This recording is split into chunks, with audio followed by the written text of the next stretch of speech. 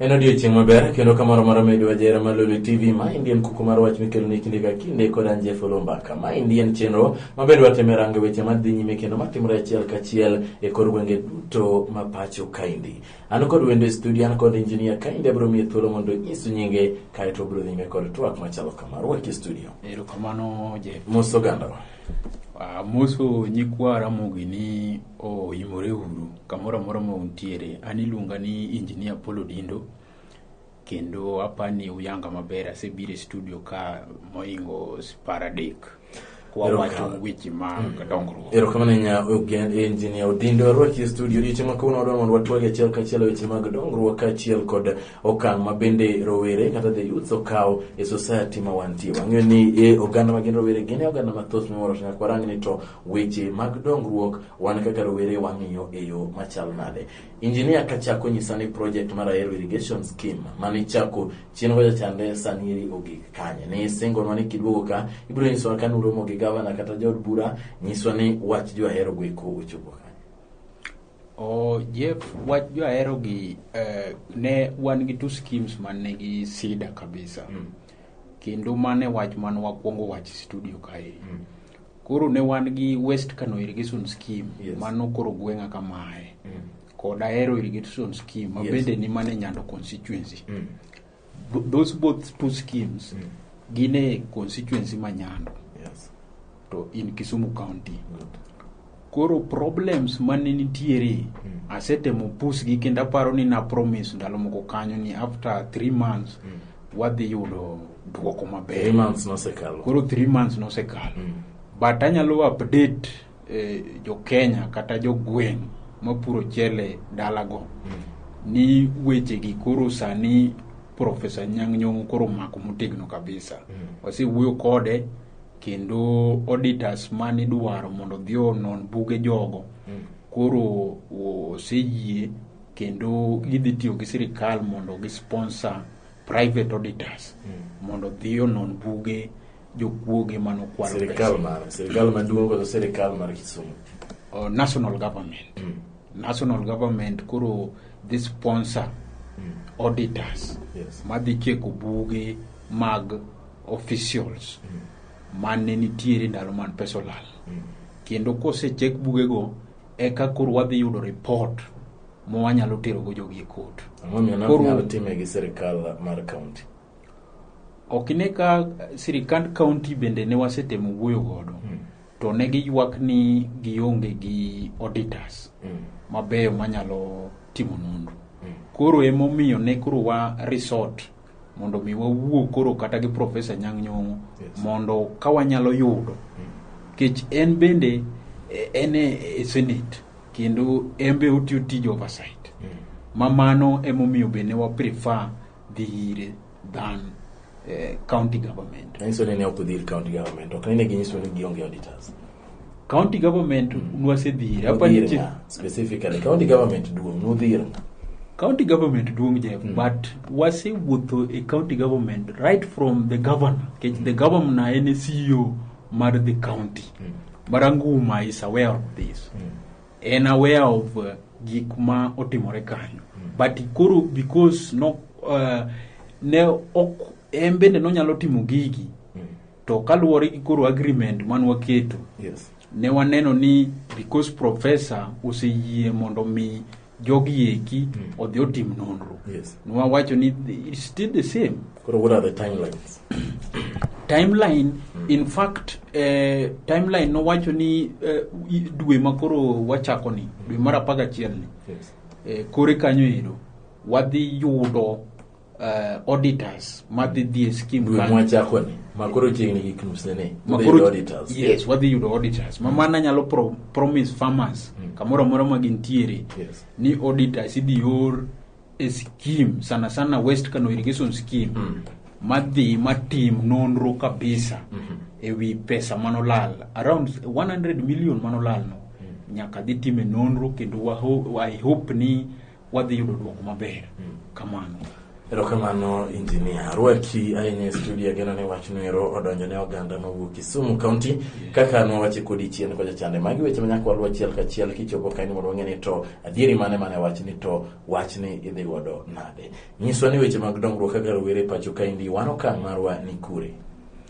Erokamano Jeff, ka donji wach rowere rowere iluongo ni yudhe gi Kisumu. To adwa na kuonga ng'is joka nyanam teka mora ma gintiere. Gima tie youth en. Yes. Koro youth, according to African Union Constitution, gi define youth kaka ng'at mora mangima mane kind igni 15 kod 35. Mana according to AU. Yes. To kawaduge Kenya ka, yeah. Katiba mar Kenya wacho ni youth en ng'ato mora obed rang'ol, yes. Obed nyako.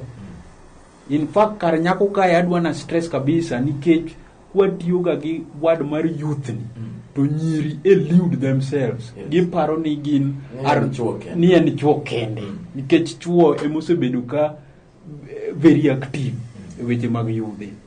Koro youth according to Kenyan Constitution en ng'at mora bed nyako, bed wuoyi, bed dichuo, bed dhako mane kind higa 18 nyaka 35. Mano bende nitiere jok moko mose violate kabisa.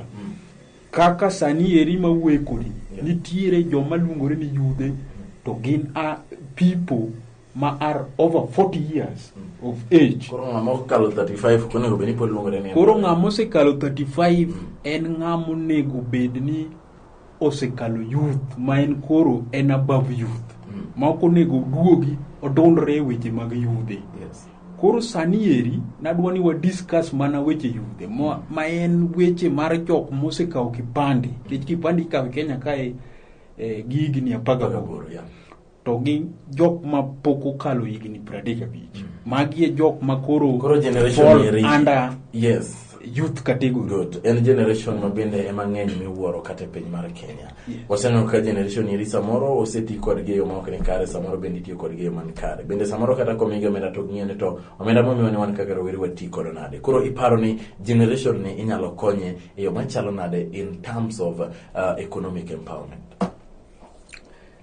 Jeff, mano penjo maber kabisa. Ta an gi ideas mang'eny kabisa. To kata sirikal masani tiyogi, kata political parties bende, man Kenya kagi, nigi ideas maber mar konyo yudhe.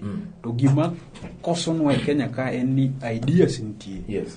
To mondo migi implement these ideas, ma lokre action, kore motek ka. Koro to me, sirikal yaparo ni ing'e weche moko kaka mag Uwezo Fund. Yeah. Magi ideas man nitiere maber man idwa no konygo yudhe. Yes. To gigi eki man idwa no konygo yudhe koso mi konyogo yudhe. To nitiere rowere ma yudo omenda nieri mar Uwezo Fund. Jeff, adwaro ng'isi kawuono ni procedure minyalo yudgo that Uwezo Fund is very tedious. Mano is okay, but nitiere joma oseyude. Ma jok mineno oseyude. Yes. I'm very sure ni there are very few.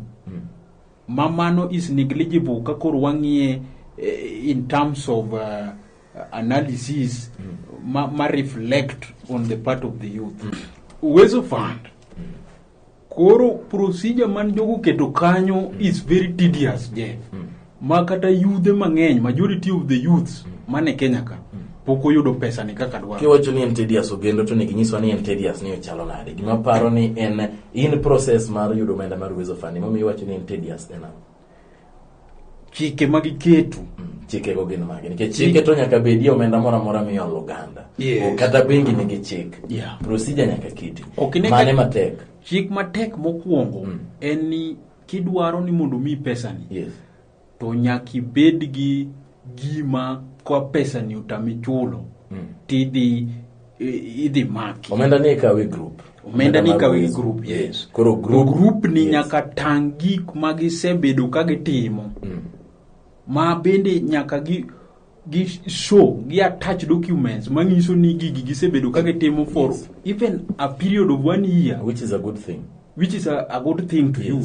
to ng'e maber ni yudhe mang'eny e Kenya ka onge gi tich kendo gionge gi gik ma gisechako manyalo magitimo manyalo miyo koro gi attach documents manyiso ni gisebedo ka gitimo gigi mondo mi gidhi giyud pesa.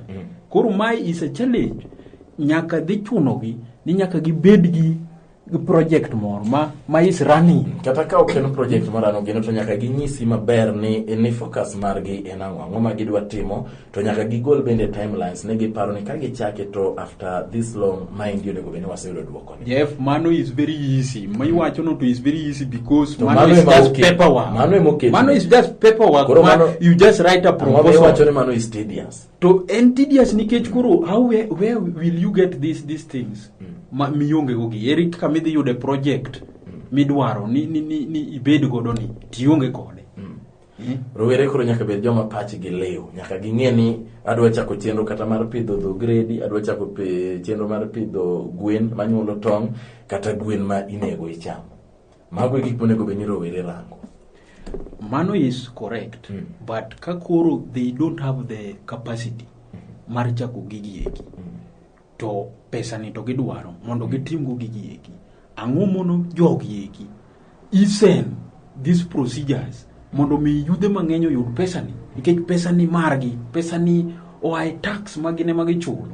Koro ang'o miyo chaki keto negi procedure matek mar yudo pesa ni, to pesa ni belongs to them.